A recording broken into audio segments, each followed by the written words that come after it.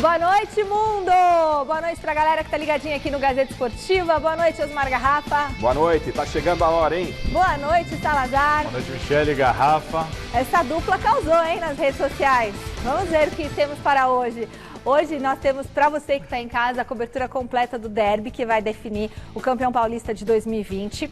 As últimas notícias da possível saída do técnico Jesualdo Ferreira do Santos e Daniel Alves, abrindo o coração numa entrevista coletiva. Tudo isso e muito mais logo depois dessas dicas. Estamos de volta, já esquentando o derby de amanhã pelo primeiro jogo da final do Campeonato Paulista. Quero saber de você que nos acompanha e também dos nossos comentaristas aqui. Depois das polêmicas envolvendo a arbitragem, o Rafael Claus é a melhor escolha para apitar o primeiro jogo da final? Sim ou não, Garrafa? Não.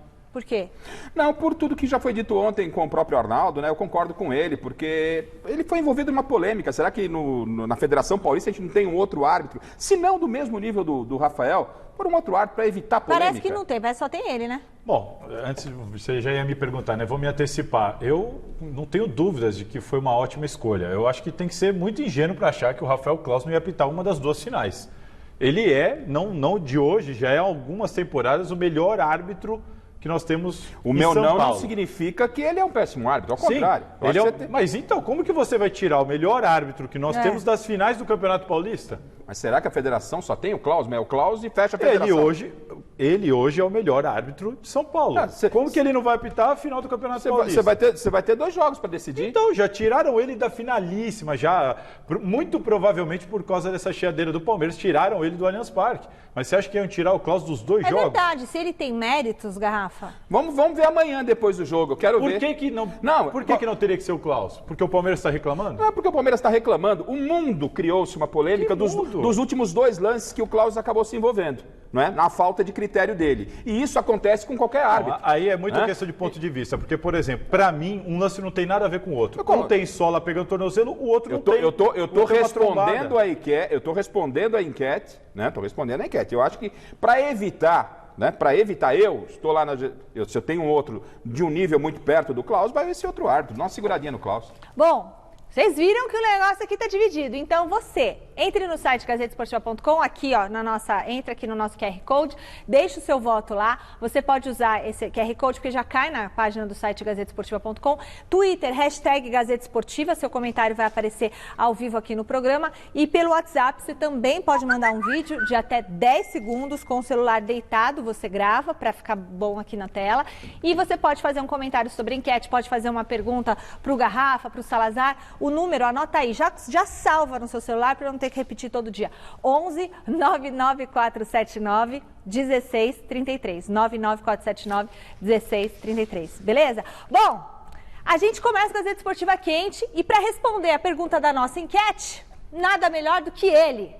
Alguém com experiência no apito. Nosso primeiro convidado de hoje aqui no Gazeta Esportiva é o ex-árbitro Alfredo Loeblin. Boa noite, Loeblin. Muito obrigada por nos atender. Depois das polêmicas envolvendo aí a arbitragem, você acha que o Rafael Claus é a melhor escolha para apitar o primeiro jogo da final? Boa noite novamente. Boa noite, Michele. Prazer falar com você. Um abraço ao Salazar, ao Garrafa. Não foi uma boa escolha por um simples motivo. Eu concordo com o Salazar que o Claus é um dos melhores árbitros, não de São Paulo, do país. Mas ele não vive um bom momento. E eu sou totalmente contrário a essas teorias de conspiração, porque o torcedor do Palmeiras nos últimos anos reclama de qualquer árbitro. Se for escalar Jesus Cristo, o cara do Palmeiras vai reclamar.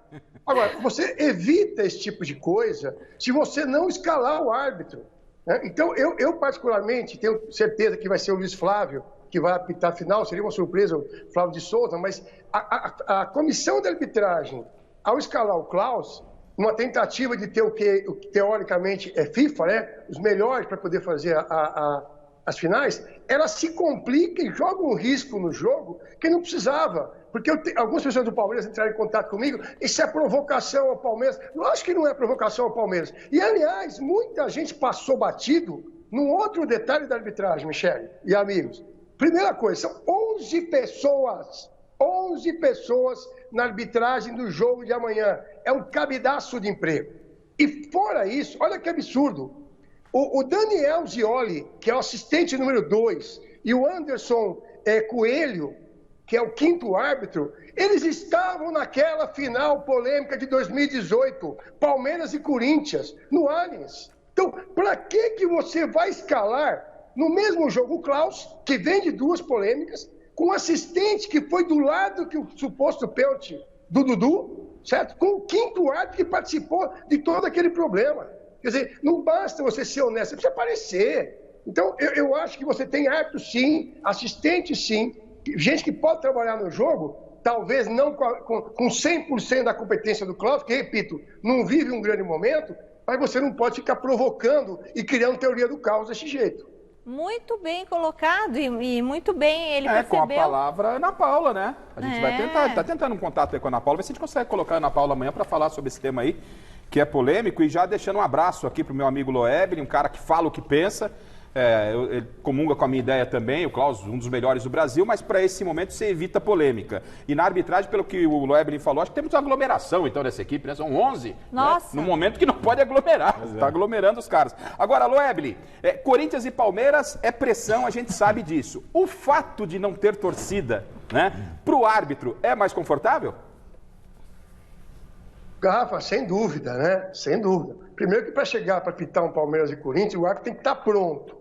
Então, teoricamente, por mais que ele vá para o jogo e ele escute sem ouvir, né, ou ouça sem escutar, sem a torcida facilita bastante. Inclusive o trabalho em relação aos bancos de reserva, porque você consegue escutar tudo, né? Quem está dizendo, o que está dizendo, o que está xingando. São 2 treinadores que reclamam demais da arbitragem, jogam muito, né, nessa coisa de arbitragem e, sem dúvida alguma, que sem o torcedor favorece bastante para o árbitro. Se o árbitro falar que não tem problema nenhum, por mais que ele seja maduro, aprenda a ouvir sem escutar, sem o torcedor, é claro, fica muito mais fácil. E aí, Thiago Salazar, pergunta para o ex-árbitro Alfredo Loeblin. Loeblin, boa noite, um prazer falar contigo. Eu acho que você disse bem quais são os meus argumentos por entender que o Klaus deveria sim ser escalado. Tem os árbitros que se envolveram na confusão de 2018 que estarão no jogo.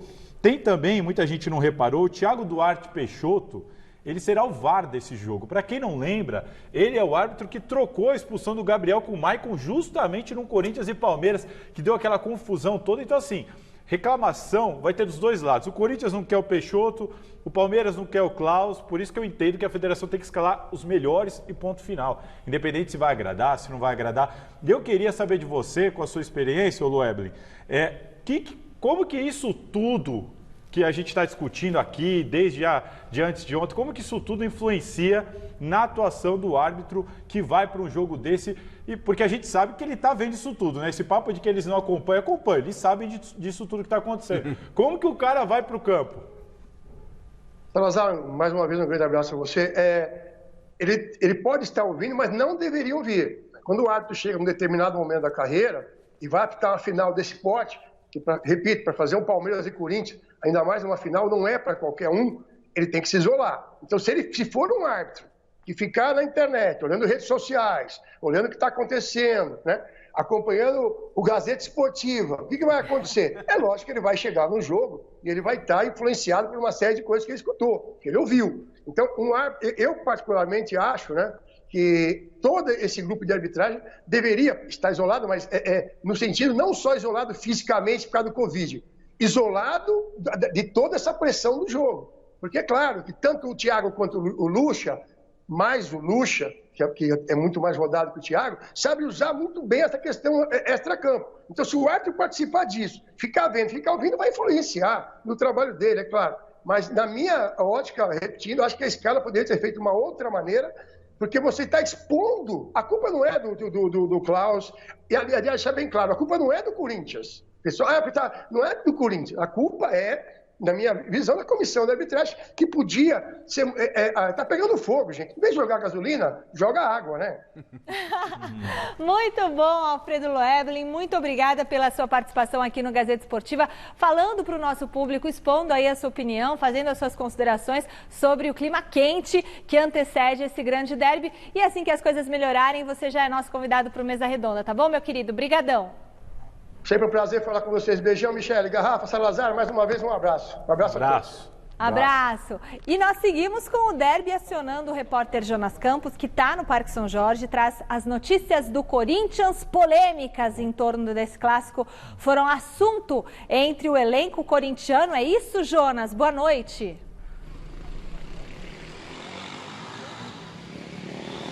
Fala, Michele, muito boa noite a você, ao Garrafa, ao Salazar, todo mundo que acompanha o Gazeta Esportiva. Pois é, polêmica atrás de polêmica, antes mesmo da bola rolar, né, Michele? Inclusive, o assunto arbitragem, já comentado nesse início de programa, chegou na entrevista coletiva virtual concedida hoje pelos meio-campistas Gabriel e Ramiro do Corinthians. O Gabriel foi perguntado sobre a arbitragem e até sobre a declaração forte do Edu Dracena no nosso Mesa Redonda Futebol Debate. O Edu Dracena, dirigente do Palmeiras, colocou uma certa pressão na federação em torno dessa escolha do árbitro, né? O Rafael Claus foi o escolhido para esse primeiro jogo que acontece amanhã, 9h30 da noite, na Arena de Itaquera. E o Gabriel foi perguntado sobre isso e preferiu não polemizar. Vamos ouvir o volante corintiano falando sobre esse tema, arbitragem. Não tem jeito, o árbitro ele sempre vai agradar um lado e vai desagradar o outro lado, depende muito do resultado da partida. Então isso o próprio Thiago fala muito disso para nós, ele bate bem nessa tecla de realmente não se preocupar com a arbitragem. Eu tenho certeza que os árbitros que vão apitar essa decisão, os próprios que vão estar na cabine do VAR, também são muito capacitados para estarem lá. Então, acho que essa declaração eu não vou responder, até porque nós não pensamos nisso e não estamos preocupados com a arbitragem e realmente a gente está preocupado não, a gente está concentrado no que o Corinthians vai fazer em campo. Outra polêmica que chegou nessa entrevista coletiva, os testes para a Covid-19, né? A gente trouxe essa polêmica no programa de ontem. O Corinthians manifestou o desejo de não realizar os testes antes dos jogos finais do Campeonato Paulista, porque vem cumprindo todos os protocolos de confinamento, diferentemente do Palmeiras, que tem liberado seus jogadores após as partidas. O Ramiro foi perguntado sobre essa situação e a gente ouve agora o que disse o meio-campista do Corinthians. Todo mundo aí que tem família, a gente sabe a importância que eles têm na vida de cada jogador, de cada pessoa. Eu, particularmente, com um filho recém-nascido e minha esposa em casa, obviamente que gostaria de estar ao lado deles, mas a gente sabe que essa distância, esse afastamento é por um bem maior. E aqui dentro do clube, não vou te dizer optaram, porque eu acho que quando existe protocolo e existe uma regra vindo de cima, a gente tem que cumprir e partindo da diretoria do departamento médico, vindo da federação, esse foi o protocolo estabelecido para as equipes e a gente vem cumprindo à risca o que foi pedido, abdicando de estar ao lado das nossas famílias, mas a gente sabe que por um motivo maior, por um motivo de profissão aí, e um objetivo coletivo e também do clube aí de estar disputando mais uma final e de quem sabe conquistando mais um título paulista. Aí o Ramiro exaltando o cumprimento dos protocolos por parte do Corinthians que no fim das contas não vai precisar realizar os testes antes desse primeiro jogo amanhã na Arena de Itaquera. O Palmeiras vai passar por esse procedimento e antes do segundo jogo da final, sábado no Allianz Parque, as duas equipes vão precisar fazer os testes para a Covid-19. O Corinthians, inclusive, testará seus jogadores na quinta-feira de manhã. Daqui a pouquinho eu volto com mais notícias do Timão, projetando já esse time para o primeiro duelo da final, derby no Paulistão. Michele, volto com vocês. Beleza, obrigada, Jonas. Comentário rápido. O Gabriel, no meu entendimento, foi feliz de arbitragem. Claro que dentro de campo o clima é outro. A hora que a cuíca esquentar, o pau começa a torar, o negócio pega. O Corinthians está naquela, deixa os caras falarem. Acho que foi bem. E sobre isolamento, a gente já discutiu ontem, no meu ponto de vista, os dois estão completamente equivocados, né? A oposição oficial da federação é que o protocolo não era uma determinação, uma obrigação, e sim uma orientação. E o Palmeiras optou em não confinar os atletas e o Corinthians, de marrinha, que confinou os atletas, disse que não vai fazer o exame. Acho que todo mundo tinha que tentar, ao máximo, preservar vidas, é o que eu penso. O que eu falei, escrevi até ontem sobre isso. O Corinthians não está errado, faltou bom senso ao Corinthians, na minha opinião. Faltou só bom senso, nada mais do que isso. O Corinthians se apegando àquela coisa Errado, da lei. errado ninguém tá, Salazar. Não, o Palmeiras está errado. Não, no protocolo é recomendação. Não, mas o Palmeiras tem que fazer o exame. O Palmeiras tem que fazer o exame. E aí, o que está mais errado nisso? O protocolo. Eu acho que essa treta toda que se deu, só deu para mostrar que o protocolo está... E aí, os dois clubes deveriam agir, independente de protocolo, com a realidade dos fatos. Vamos confinar os jogadores, vamos testar o máximo que puder. E isso vale tanto para o Palmeiras como para o Corinthians. Ah, porque o outro não confinou, agora eu não faço o teste. Gente, posso falar? Se eu pudesse ser testada toda semana, não é tirar sangue, é aquele do nariz, que eu já fiz uma vez. Eu adoraria, sabia? Porque não adianta você... Porque te dá uma segurança, dá segurança pra quem trabalha com você. Mas teve médico também que deu entrevista ontem dizendo, mas ó, vem cá, testar um dia antes do jogo não resolve. Porque então, esse do cotonete é só depois de 4 dias. Que você está doente. Exato. Você está doente. Então é o quê? Tem ou que ser seja, o quê? a determinação do Corinthians de confinar os caras... Foi correta e previne muito mais do que ficar testando na véspera do jogo, mas liberando o cara depois. Mas não pode fazer um jogo de quem está certo na disputa da Covid. É o que eu falei pra você. Palmeiras errou que não confinou, acertou que está testando, mas tinha que confinar e testar, e o Corinthians confinou e tem que continuar testando, gente. Vamos embora. Mas eles estão testando o exame errado, então? Não, então é o que tem disponível. Só que eles fazem o teste um dia antes, e os médicos falaram, tem que ser 4 dias antes. Mas então façam 4 dias antes. Como você não confinou... Aí você pode estar infectado. Que confusão, hein? Olha, vamos agora para a Academia de Futebol do Palmeiras com José Paz e mais informações sobre a lesão de Felipe Melo. Boa noite, José.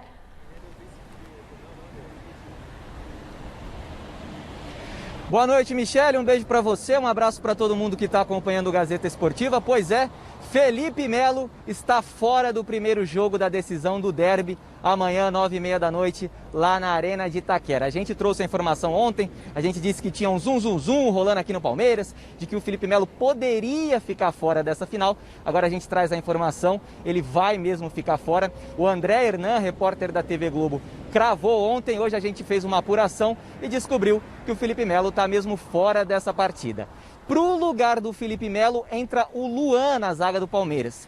Aí o torcedor pode ficar um pouquinho preocupado, mas poxa, o Luan, o Vitor Hugo que vinha jogando no lugar do Gustavo Gomes. Pois é, o técnico Vanderlei Luxemburgo entende que o Luan é o reserva do Felipe Melo e que o Vitor Hugo é reserva do Gustavo Gomes, uma questão de posicionamento ali atrás.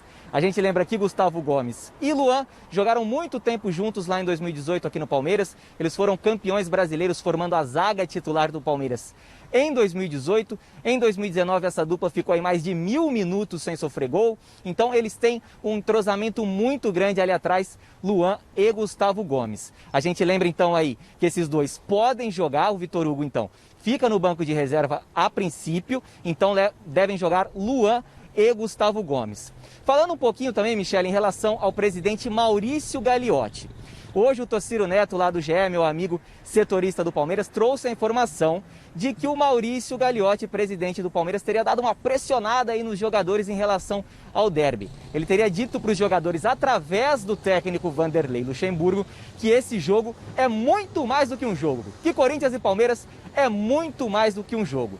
A gente lembra que o Maurício Gagliotti, desde que ele virou presidente do Palmeiras, ele tem a terceira pior campanha como presidente na história dos derbys. Foram 12 jogos desde que o Maurício Gagliotti é presidente do Palmeiras, 12 jogos entre Corinthians e Palmeiras. O Corinthians ganhou 8, o Palmeiras ganhou 2 e foram 2 empates. Muita coisa para apimentar esse clássico aí, minha amiga Michele, eu devolvo para você. Daqui a pouquinho tem mais notícias do Palmeiras aqui no Gazeta Esportiva. Valeu, José Paz, muito obrigada. E aí, será que ele continua achando que é paulistinha? Futebol é engraçado, né? O recado que ele manda pro Vanderlei, que não precisava mandar, porque eu ia falar isso agora. O Gagliotti, ele precisa explicar para os jogadores que Palmeiras e Corinthians é mais do que um jogo. Ele precisa explicar isso para os caras? Não ficou legal, porque ele que desdenhou do campeonato, falou que é um paulistinha, não é verdade? Agora é importante. Esse é o jogo? Então esse é o futebol, gente. Esse é o futebol e isso é Corinthians e Palmeiras. Então o Vanderlei, ele tá com a faca nos dentes. Olha, alguém pode estar com a mesma vontade de ganhar o campeonato que tem o Vanderlei, mas mais que ele não tem. E ele vai passar isso para essa geração nova. Eu não tenho nenhuma dúvida, o Vanderlei, para mim, pode ser o diferencial num jogo que é muito equilibrado, Salazar. O Palmeiras tem melhor elenco, tem mais qualidade, tem mais opções, mas é Corinthians e Palmeiras, há um equilíbrio muito grande de forças, mas o diferencial para mim pode ser a experiência do Luxo. Voltando pro que o Zé trouxe pra gente, entendo que o Luan, no lugar do Felipe Melo, tecnicamente o Palmeiras perde muito. Perde muito. Tecnicamente, o Luan, eu acho que como a gente estava comentando aqui, Primo a torcida Ribeiro, do Corinthians agradece. O Primo Ribeiro arrepiou a espinha, falou quando vai jogar. Agora, mas tem o outro lado também. Eu entendo que o Felipe Melo é uma bomba relógio. Eu, se fosse um torcedor do clube que ele você quer tirar o Felipe Melo? Eu acho ele uma bomba relógio. Toda final o cara é expulso. Todo jogo importante o cara é expulso. Eu não sou fã de final de 2018, o primeiro jogo, ele se envolveu na polêmica. Eu não sou fã do Felipe Melo, não do futebol, do comportamento dele. Não, eu sou fã do futebol dele, mas acho que ele é uma bomba relógio. Eu não teria o Felipe Melo no meu time, mas já que o Palmeiras tem, é uma perda. Ele é melhor muito que o grande. Luan, Ele é o capitão claro. do time. Ele é o capitão do time. Agora, eu não sei, com o chileno, você não tem condição com o Zé Paz, até para ele responder pra gente, se tem a possibilidade do Felipe Melo jogar o segundo jogo. Porque é lesão muscular, lembra que o Flávio falava ontem? Mas o Zé tá lá, e o Zé ontem, onde muita gente, o Felipe Melo pode ser que não jogue, mas o Zé já veio aqui e falou, o Felipe Melo tá fora, gente. Então o Zé tem informação privilegiada. Então daqui a pouquinho ele volta e dá essa informação pra gente. Legal. Parece que ele fica fora os 2 jogos, né? Parece. TG é sábado, nem domingo, é sábado o jogo. O Zé tá por dentro disso aí, tenho certeza. Agora, essa questão do Gagliotti que você falou, eu não entendo. É Paulistinha de um lado, agora o jogo é grande. E o presidente tem que explicar para os jogadores que é um jogo importante. Mas ele reuniu com eles e falou que esse é um jogo importante? Passou para o Luxemburgo. Voltando a esse assunto que você falou do Luxemburgo ser um cara que pode fazer a diferença, nessa questão da vontade, eu também entendo que o Thiago Nunes, você imagina, ele pressionado, primeira vez que ele está num clube grande, de massa do país inteiro, com todo respeito ao Atlético Paranaense, ele também está babando por esse título. Então, ele os tá dois babando. Chegam, um para se afirmar e um para se reafirmar. Só que o Vanderlei sabe o que é um Corinthians e Palmeiras. Não tem nem conversa. Ele sabe a importância, ele sabe o peso do jogo, ele conhece os atalhos e isso faz uma diferença. Aí não tem nem comparação. Eu queria tanto assistir a preleção do Luxemburgo. Será que vão gravar? TV Palmeiras grave? Nem que vocês liberem só depois que o Palmeiras for campeão, mas grave. Ele tá cravando também? Eu acho que vai dar Palmeiras. Tá cravando também? Eu acho que vai dar Palmeiras. Tem um cidadão aqui que já se deu mal por isso. Eu me dei mal? Eu cravei Corinthians, quem se deu mal foi o Flávio. Flávio. São Paulo com o Mirassol, lembra? Sim. Bom, enfim, eu não sei. Eu acho que tá bem encaminhado pro Palmeiras.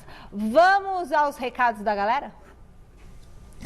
O pessoal tá reclamando muito aí da arbitragem, falando do Rafael Claus, mas é isso mesmo, ele favoreceu mesmo o Corinthians e vem favorecendo. Aliás, nos últimos 10 anos foi o time mais favorecido do Brasil. Tomara que perca. Boa noite, Michele, boa noite, Garrafa, boa noite, Salazar. Aqui é o Tom da Vila Moraes, corintiano. E eu achei que foi uma boa escolha o Rafael Claus apitar o jogo de amanhã. Abraço. Michele, tudo bem? A Lourdes de Santo André. Da enquete de hoje? Olha, eu acho que deve ser sim. Eu gosto dele.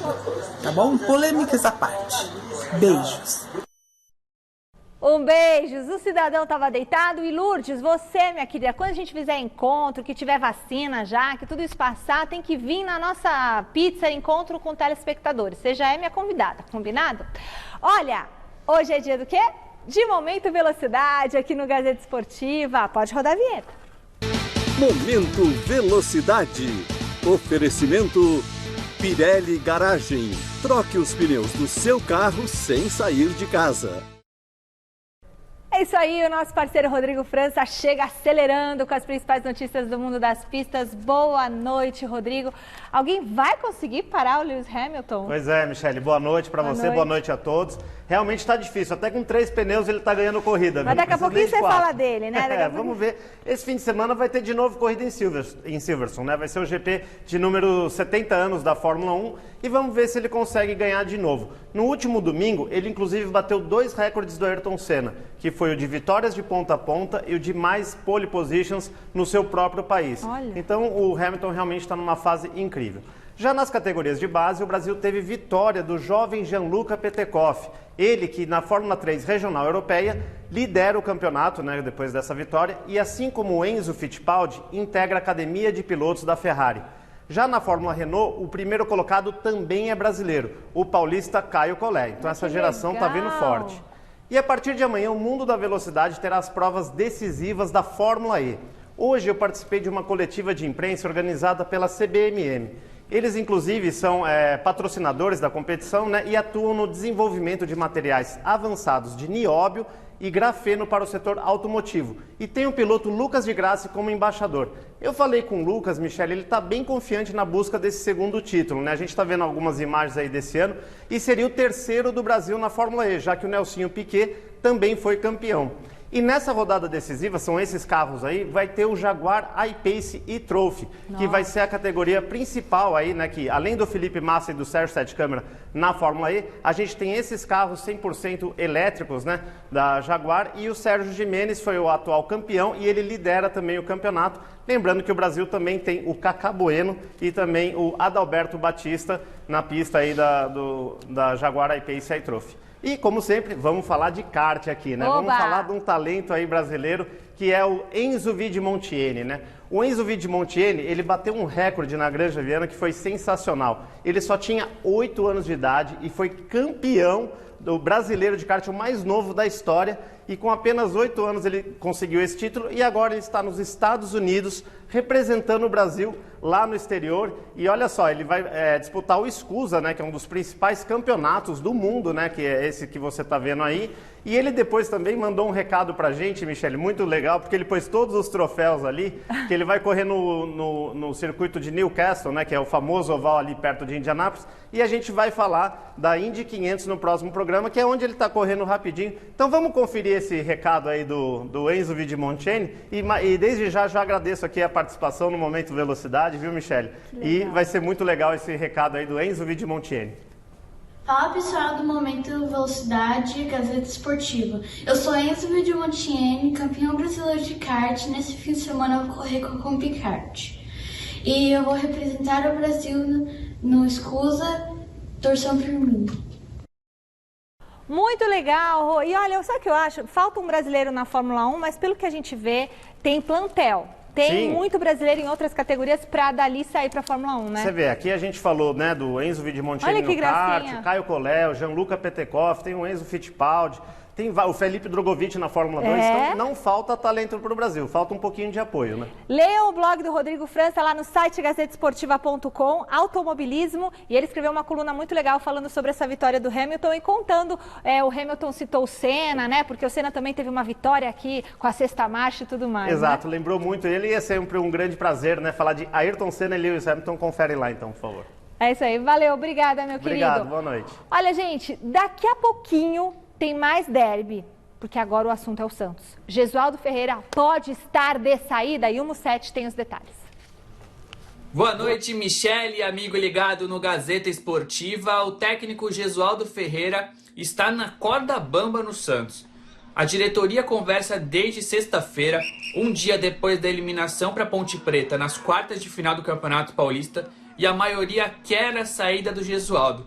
Isso ainda não ocorreu, porque o diretor de futebol William Thomas banca o treinador e tem também a questão econômica. Ele tem contrato até dezembro e o Santos precisaria rescindir, pagar o proporcional e ainda arcar com uma dívida que já vem se arrastando há alguns meses em direitos de imagem, não só com o Gesualdo, mas com outros jogadores do elenco. Enquanto define se vai demitir ou não o treinador português, a diretoria do Santos começa a pensar em possíveis substitutos.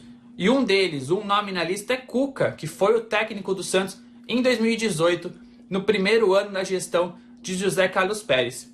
Eu conversei com pessoas próximas a Cuca e ele tá louco para voltar a trabalhar, não trabalha há quase um ano, depois da saída do São Paulo, e vê o Santos com bons olhos, pelo clube que é, pela cidade que ele gosta muito, e aceitaria até um salário abaixo do que ele costuma ganhar, caso receba em dia, que tem sido um problema no Santos nos últimos meses e até anos. É isso, o Santos busca um novo treinador antes de enfrentar o Red Bull Bragantino, domingo na primeira rodada do Campeonato Brasileiro. Um beijo, Michele, e um bom programa para vocês.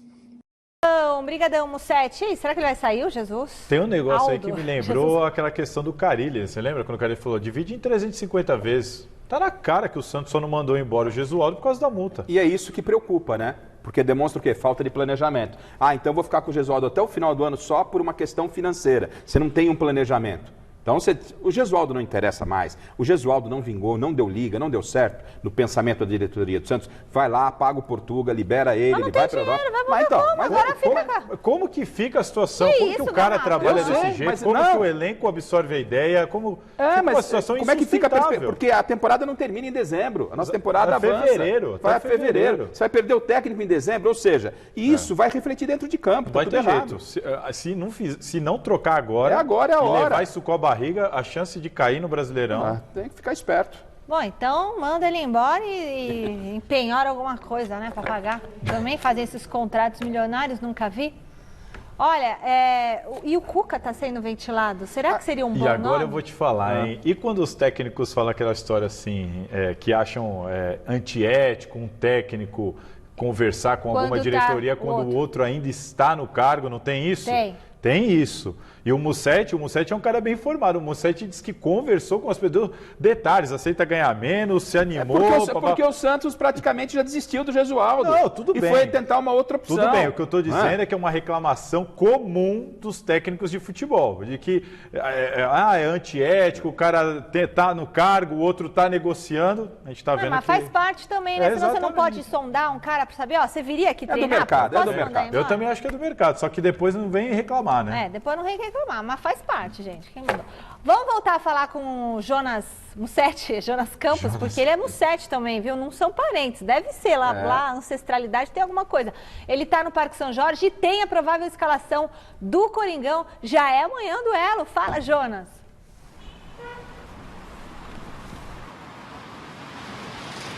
É isso, Michele. Jonas Musetti de Campos. Sou primo do Lucas, né? Meu primão lá da Baixada.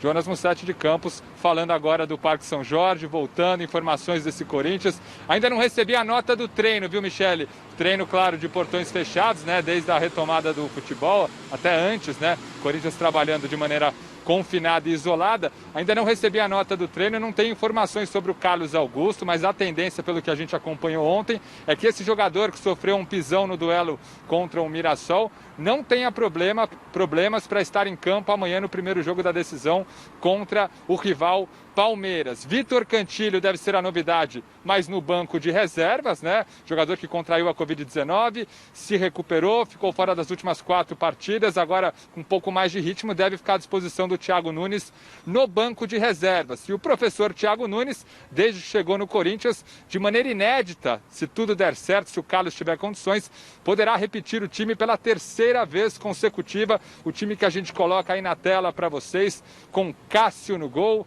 Fagner, Gil, Avelar e o Carlos, se tiver condições, essa é a tendência. Meio campo com Gabriel e o Ederson, que vem vivendo grande fase, fazendo gols importantes nessa fase final de Campeonato Paulista a favor do Corinthians.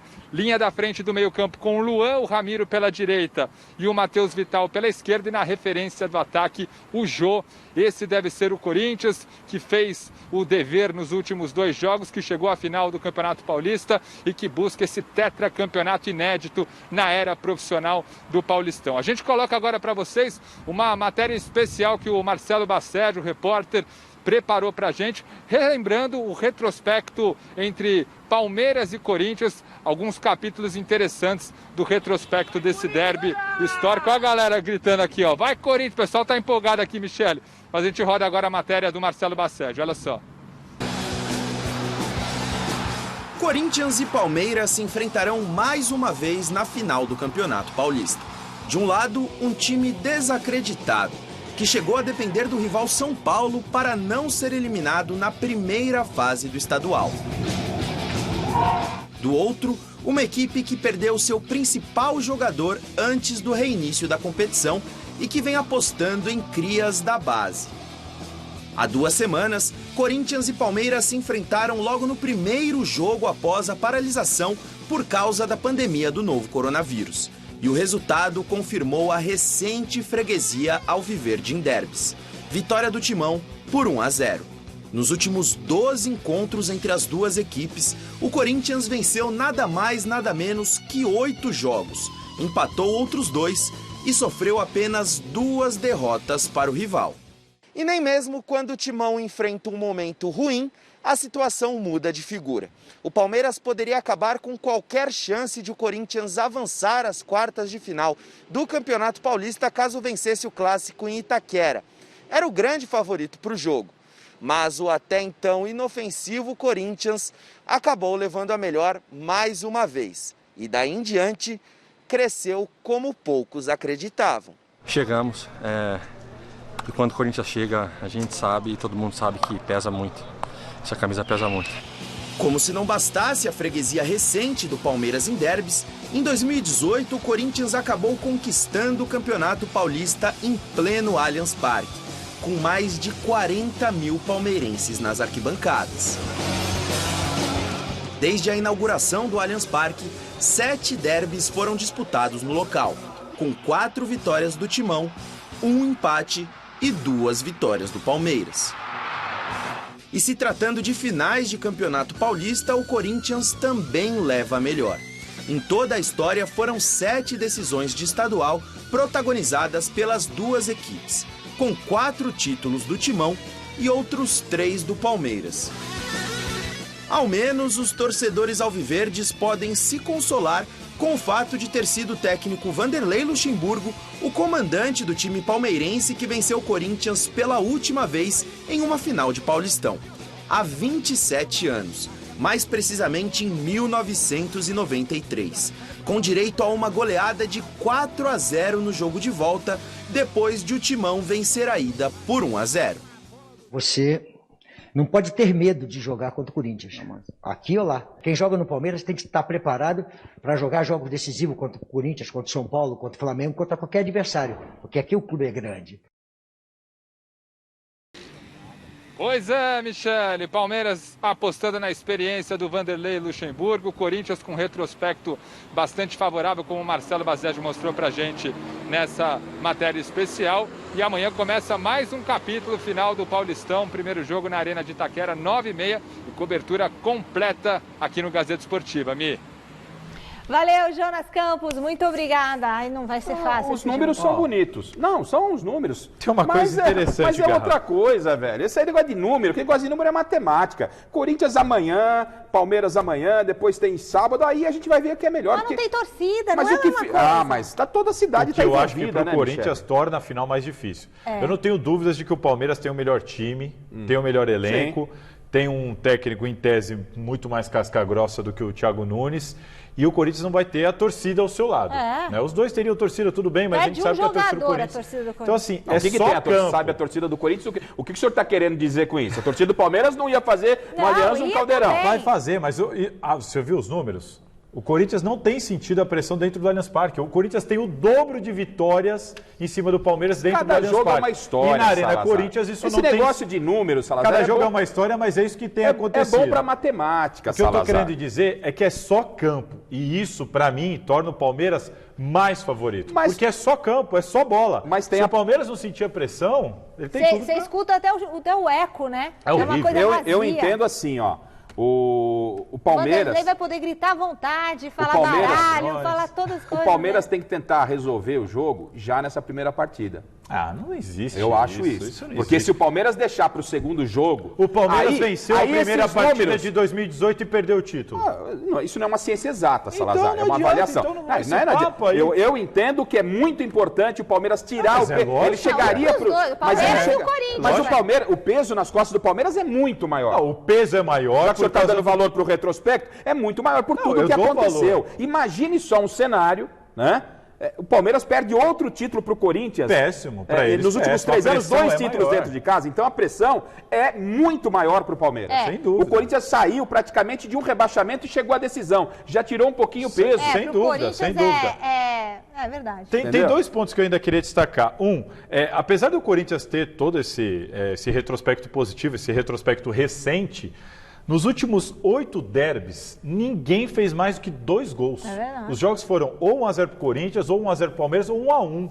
Então, apesar do O senhor Corinthians... aproveita e passa os números da cena para mim, o senhor gosta de números? Não, só estou dizendo que não é para o Corintiano também achar que tá sobrando, tá ganhando bola. do O Palmeiras tem o elenco... Não tá não. O Palmeiras tem um elenco melhor, o Palmeiras deixou escapar a chance. Se o Corinthians está hoje na decisão, muito não é só da culpa do São Paulo, não, é da culpa do Palmeiras. Se o Palmeiras tivesse dado uma bordoada no Corinthians lá na Arena no primeiro jogo... Você acha que não tentou? Você acha que não tentou? Foi incapaz. Só quero complementar uma informação do Jonas. Já dava o Lucha, né? Já, não tinha saído ainda, ele falou, não tinha saído a nota do treino, ele estava falando e saiu. Tá. Um detalhe, o Corinthians não se manifesta sobre o Carlos, então... Vai jogar. Deve jogar. E eu fui ver aqui, saiu o álbum de fotos do treino. Eu olhei todas as fotos, o Carlos não está em nenhuma foto. Então, provavelmente ficou no DM o tempo inteiro tratando, e deve ser assim até minutos antes do jogo. Deve ir pro jogo. Vai pro jogo, eles tomam umas injeções. Apesar que foi feio, né?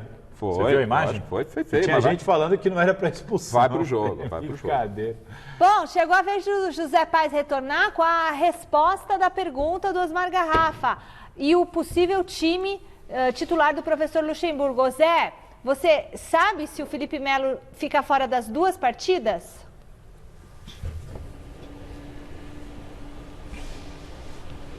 Oi, Michele, muito provavelmente o Felipe Melo pode ficar fora da segunda partida. Ele vai ter que sofrer muito, vai ter que trabalhar muito para estar presente nessa segunda partida lá no Allianz Parque, sábado às 4h30 da tarde. A gente lembra que depois do jogo contra a Ponte, jogo em que o Felipe Melo se machucou, ele foi para casa e fez um tratamento com um aparelho em casa. Então ele já começou o tratamento ali, só que os exames apontaram um trauma na coxa esquerda muito maior do que o previsto pelo departamento médico do Palmeiras. Então ele não vai jogar amanhã e pode sim, Michele, ficar fora do jogo de sábado. Um jogador de 37 anos com uma lesão muscular. Vai ter que trabalhar muito para estar na final de sábado lá contra o Corinthians às 4h30 da tarde no Allianz Parque. Sem o Felipe Melo, o Palmeiras deve ir a campo desse jeito amanhã na Arena de Itaquera às 9h30. O Everton no gol, Marcos Rocha na lateral direita, Luan, Gustavo Gomes e Matias Vinha, recuperado do problema que ele teve lá na cabeça, do choque que ele teve com o Patrick de Paula na partida contra o Corinthians, ainda na fase de grupos do Campeonato Paulista. Aí no meio, Patrick de Paula, Ramires e Gabriel Menino. Na frente, William, Rony e Luiz Adriano. Esse deve ser o time do Palmeiras amanhã lá em Itaquera. A gente preparou uma reportagem bem interessante aí para vocês de como chegam os dois times para essa final, como chega o Corinthians, como chega o Palmeiras. O Corinthians aí numa subida de produção e o Palmeiras aí apostando na base, apostando na molecada, como chegam essas duas equipes. Vamos dar uma conferida. Se você aí que está assistindo a gente apostou lá atrás, antes da parada por causa da pandemia, que Palmeiras e Corinthians fariam a grande final do Campeonato Paulista, meu amigo, olha só, pode mandar o seu currículo para a galera da Loteria Federal. Você tá bom demais de aposta, fala sério. Eu sinto muito desapontar todos os telespectadores, mas não vai fazer a menor diferença. Eu digo isso porque o Corinthians estava tipo aquele ator lá, o Tom Hanks, à espera de um milagre. Vai se comportar?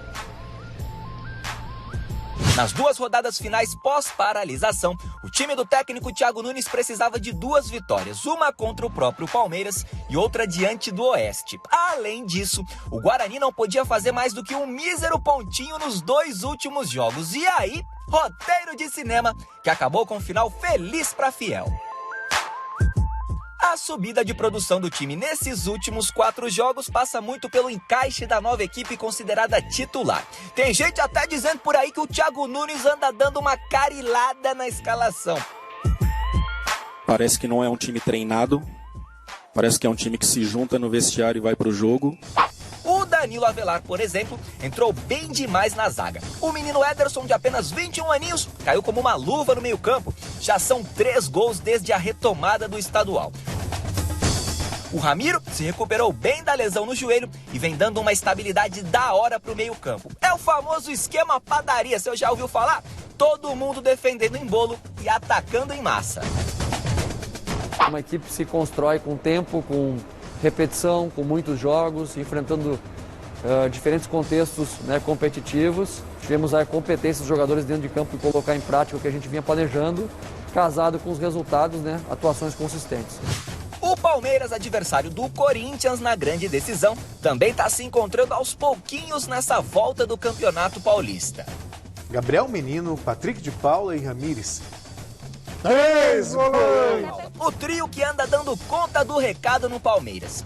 Sem um meia que corresponda àquilo que o Luxemburgo espera, os dois garotos da base e o veterano dono da camisa 18 agarraram a chance e ajudaram a levar o Verdão para a finalíssima e logo diante do maior rival. Não pode ter medo de jogar contra o Corinthians. Aqui ou lá. Você tem que saber que o Palmeiras é grande, o Palmeiras é um clube grande, é um clube de tradição.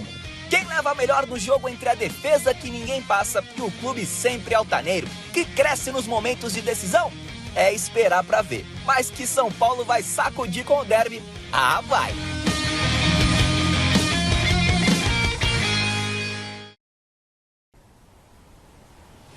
Tá aí então, Michele, Corinthians e Palmeiras chegando de maneiras diferentes para essa finalíssima. Só uma pinceladinha rápida em relação aos testes da Covid-19 aí. Deu muita discussão, Salazar, o Garrafa, enfim. O Palmeiras entende que está cumprindo a determinação da CBF. A CBF diz o seguinte, olha, depois que os jogadores forem testados, o elenco tem que ficar concentrado até o dia do jogo. E é o que o Palmeiras vem fazendo. O Palmeiras testa um dia antes o elenco fica concentrado e vai para o jogo. Testou o elenco hoje para o jogo de amanhã, testa na sexta para o jogo de sábado, então o elenco ficando concentrado aí de um dia para o outro na véspera das partidas, tá certo, Michele? Devolvo para você, amanhã tem derby, minha amiga, um abraço e até amanhã. Obrigada, Zé. Então, essa concentração não vale nada, né? Não adianta nada, você pode estar com o vírus dentro de você. Por isso que o problema nem é maior do que Corinthians ou Palmeiras, é a federação. Mas um protocolo que não funciona. Na verdade, aqui, vírus à parte, né? Luan na zaga me preocupa. Né? Você perde o Felipe Melo. Te preocupa? Me preocupa. Eu pensei que preocuparia só os palmeirenses. Não, me preocupa em relação ao Palmeiras. Me preocupa sim, porque primeiro que você perde a referência, você perde o capitão do time, não é?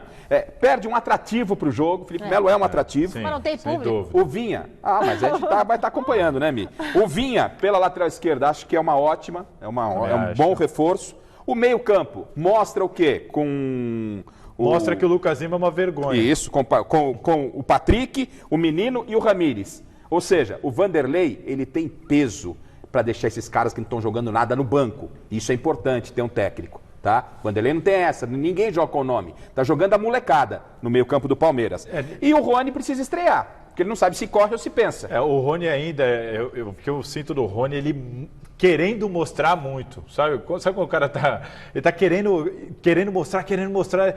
O Luxemburgo acho que precisava chegar nele e falar, filho, calma. Tá abaixa o volume ali, tira 2 pontinhos. Entendeu? Vai devagar que você chega lá. Ele tá quer mostrar, acaba virando um boi louco, toma muita decisão errada. Ele se corre e não Eu acho pensa, que o pessoal ainda fala desse corre. negócio de correr. Eu acho que o problema ainda é a tomada de decisão. Às vezes ele até ganha na velocidade, vai fazer, mas na hora de tem que tocar, ele finta. Na hora que tem que fintar, ele toca, sabe?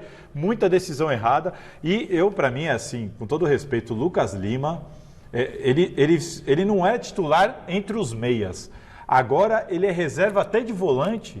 Nossa. Ele é reserva dos volantes. E o Palmeiras vai jogar sem meia. Quem vem pensar, não tem. Não é o caso que não tem.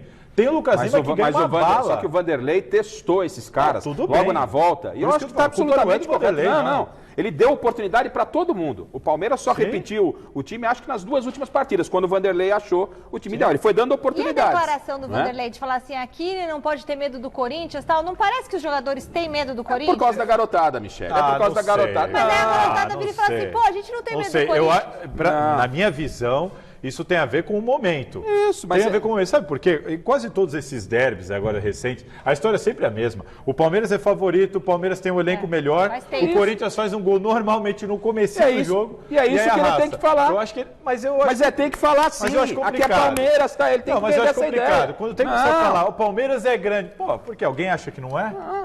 Ele tem que vender essa ideia assim. Tem alguém com medo do Corinthians dentro do Palmeiras? Se o Palmeiras não acreditar que pode ganhar do Corinthians, quem vai acreditar? Alguém tá com medo. Alguém tá com medo, me passa essa impressão. Eu fiquei com essa impressão. Eu achei estranho. Eu fiquei com essa impressão. É em função dos garotos, não tem nenhuma dúvida. Bom, mas me lembrou o Carille quando fez aquilo também. Você acha, não? Lembra o Carille que falou alguma coisa numa coletiva que deu a entender que era um menino, que o menino não estava preparado? Ele falou do Pedrinho e do Matheus Vital. Mas aí não foi perguntado sobre os meninos, foi perguntado sobre o confronto Corinthians e Palmeiras. Ele falou, aqui ninguém tem que ter medo, não. Aqui a gente vai pra dentro.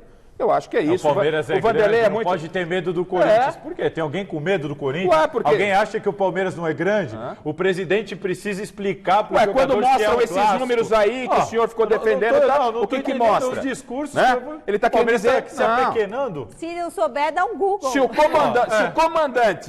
o comandante, quem manda na bagaça não falar que é grande, quem vai falar? Mas precisa falar? Essa é a questão. Precisa? No confronto está precisando. Bom, no São Paulo, hoje foi dia de entrevista de Daniel Alves e o Bazégio está lá no CCT da Barra Funda, chega destacando os principais trechos dessa coletiva virtual. Boa noite, Marcelo. Boa noite, Mi. Boa noite para todos os amigos que acompanham o Gazeta Esportivo. Daniel Alves, principal estrela do São Paulo, concedeu a sua primeira entrevista coletiva de 2020 hoje para esclarecer algumas situações que surgiram depois da eliminação do time nas quartas de final do Paulistão para o Mirassol. Uma dessas situações envolve o próprio Daniel Alves, uma possível saída do jogador para o Flamengo, mas o camisa 10 tricolor garantiu que essas informações não passam de boatos e que no Brasil só defende o São Paulo Futebol Clube. Vamos conferir. Eu não controlo o marketing do São Paulo, porque assim, se eu controlasse, seria muito, algumas tomadas de decisões de algumas coisas, elas seriam diferente, porque eu tenho uma outra ideia de como eu faria, né, no meu caso e no caso de um clube desse tamanho, mas é aquela velha história, né, você tem que controlar o que está no teu alcance, o que está nas tuas mãos.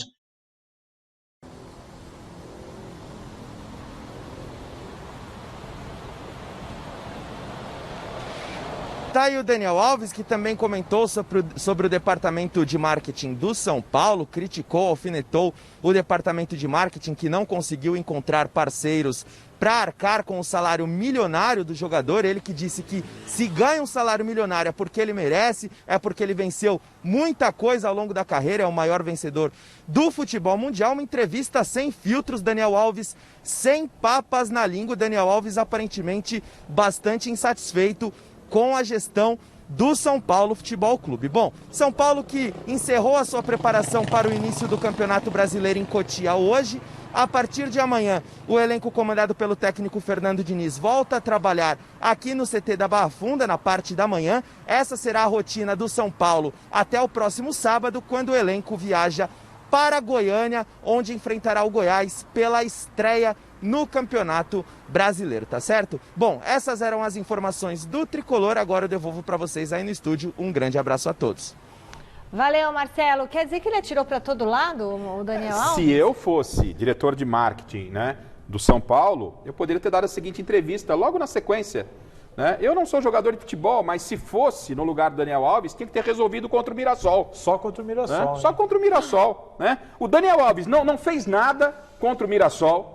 Entendeu? Chegou pagando de 10, jogo de 10. Entendeu? Não vou jogar na lateral porque o time joga melhor quando eu jogo no meio. Você lembra disso? E aí ele vem para a coletiva, acho que ele vai o quê? Explicar o que está acontecendo com o São Paulo. Ele vai falar do marketing do São Paulo. Ô Daniel Alves, com todo respeito à sua carreira, à sua brilhante história, velho, coletiva para isso era melhor ter ficado quieto, velho. É o mesmo departamento de marketing que fez uma baita de uma festa quando ele chegou, lembra?